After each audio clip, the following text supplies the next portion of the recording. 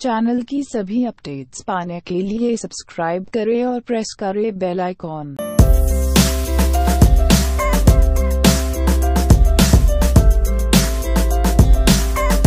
Hello दोस्तों, बहुत बहुत स्वागत है आपका हमारे यूट्यूब चैनल प्रतीक भल्ला में। दोस्तों आज हम बात करेंगे रिको इंडस्ट्रीज़ के बारे में। दोस्तों इसमें हमने सबसे बड़े टाइम फ्रेम का इसका चार्ट ओपन किया, मंथली टाइम फ्रेम का। ठीक है, सबसे पहले तो इसके आप स्ट्रक्चर को देखो, इसमें कोई भी क्लियर कट ट्रेंड हमारे पास नहीं है।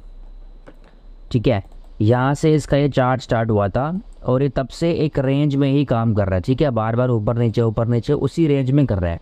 हालांकि रेंज काफ़ी बड़ी है इसकी, लेकिन मोटा मोटा उसी रेंज में ही काम कर रहा है। ठीक है, बट 2020 में जब कोविड वगैरह का टाइम आया तो यहाँ से इसने एक अच्छी खासी रैली हमें दी है, हायर हाइज हायर लोस बना के ये ऊपर जा रहा है। ठीक है, तो एक बार इसको देख लेते हैं कि ये कहीं इसमें इम्पल्स का पैटर्न तो नहीं आ गया, और अगर इसमें इम्पल्स का पैटर्न आ गया है तो फिर तो ये हमारे काम का स्टॉक है। सो इसको मैं थोड़ा सा जूम करता हूँ चार्ट को। सो मैं इसका ना वीकली टाइम फ्रेम का चार्ट ओपन करता हूँ। ठीक है,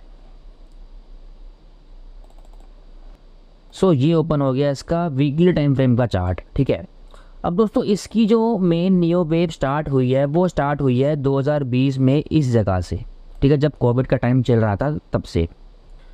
अब मैं आपको इसकी लेबलिंग मार्क करके दिखाता हूँ सबसे पहले। ठीक है, सबसे पहले तो ये यहाँ से यहाँ गया, फिर ये नीचे आया करेक्शन में, फिर ये ऊपर गया, फिर ये इसने पूरी करेक्शन दी और अभी वापस से ऊपर जा रहा है। ठीक है, तो इसकी लेबलिंग अब दोस्तों हो जाएगी, यहाँ हो जाएगा इसका 0 पॉइंट, यहाँ बनाई इसने अपनी फर्स्ट वेव, यहाँ पे कंप्लीट करी इसने अपनी सेकंड वेव की करेक्शन, और यहाँ पे कंप्लीट करी इसने अपनी थर्ड वेव, और यहाँ पे कंप्लीट करी इसने अपनी फोर्थ वेव की करेक्शन, और फिफ्थ वेव में ये अब ऊपर जा रहा है। ठीक है, तो अभी पता नहीं कहाँ बनेगी, तो अभी मैं फिफ्थ वेव को चार्ट से बाहर करता हूँ। सो अब दोस्तों इस स्ट्रक्चर को देखते हुए हम ये बिल्कुल कह सकते हैं कि रिको इंडस्ट्रीज जो है वो अपने फिफ्थ वेव में चल रहा है। ठीक है, अब दोस्तों इसमें छोटी सी एक चीज़ मैं आपको दिखाता हूँ। ठीक है, ये बहुत ज़रूरी है नियो वेव में अगर आप काम करते हो, अगर आप नियो वेव को अप्लाई करते हो अपना चार्ट पे। कई बार क्या होता है ना, हमें कुछ पॉइंट्स ऐसे होते हैं जो चार्ट हमें खुद देता है, लेकिन कुछ पॉइंट्स हमें खुद से एडजस्ट करने पड़ते हैं। रिको इंडस्ट्रीज में वही हुआ है। ठीक है, आप देखो यहाँ से अगर हम ड्रॉ करते हैं 0 ट्रेंड लाइन, यहाँ से लेकर यहाँ, तो आप ये देखो ये ट्रेंड लाइन यहाँ पे टच हो रही है, तो रूल के हिसाब से इसी जगह पे सेकंड वेव की करेक्शन ख़त्म होनी चाहिए थी, लेकिन ऐसा नहीं है। सेकंड वेव की करेक्शन जो है वो इस लो पे ख़त्म है, तो ये माइनर सी एडजस्टमेंट रहती है, ये आपको खुद करनी पड़ती है। ठीक है, तो जब शॉर्ट टाइम फ्रेम में आप जाओगे, जो थर्ड वेव यहाँ से निकली है उसको जब आप एनालाइज करोगे तो आपको पता लगेगा कि यहाँ पर एडजस्टमेंट हुई है। ठीक है, तो ये है हमारी 0 ट्रेंड लाइन। ठीक है, और यहाँ पे अब आप 2-4 ट्रेंड लाइन भी ड्रॉ कर सकते हो, यहाँ से लेकर ये। ठीक है, ये हो गया आपकी 2-4 ट्रेंड लाइन। ठीक है, तो 0 ट्रेंड लाइन को यहाँ से हम हटा देते हैं अब। तो अब दोस्तों कहानी इसकी है, रिको इंडस्ट्रीज अपनी फिफ्थ वेव में चल रहा है। ठीक है, अब दोस्तों यहाँ पे एक चीज़ देखने वाली है, जो फिफ्थ वेव इसकी चल रही है ऊपर। ठीक है, ये जहाँ पे भी ख़त्म होगी, अभी हमें पता नहीं है कहाँ पे ख़त्म होगी, जहाँ पे भी ख़त्म होगी इसके बाद आएगी एक करेक्शन। अब दोस्तों वो करेक्शन किस टाइप की है वो देखनी होगी हमें, क्योंकि जब 5वीं वेव इसकी ख़त्म होगी ऊपर, तो वहाँ पे 2 केस बनेंगे। पहला केस तो ये हो सकता है कि वहाँ पे ये अपने बड़े टाइम फ्रेम की 5वीं वेव कंप्लीट करके इसको बड़े टाइम फ्रेम की फर्स्ट वेव मानेगा, फिर बड़े टाइम फ्रेम की सेकेंड वेव की करेक्शन हमें यहाँ पर देखने को मिलेगी, जिसकी उम्मीद मेरे को बहुत कम लग रही है। मेरे को लग रहा है कि इसमें सेकंड केस होने वाला है। सेकंड केस ये है कि फिफ्थ वेव ऊपर कंप्लीट करके ये वहाँ बनाएगा 6th वेव की करेक्शन, फिर ऊपर जाएगा 7th वेव में, फिर 8th वेव, फिर 9th वेव, ऐसे करते करते ये ऊपर जाएगा।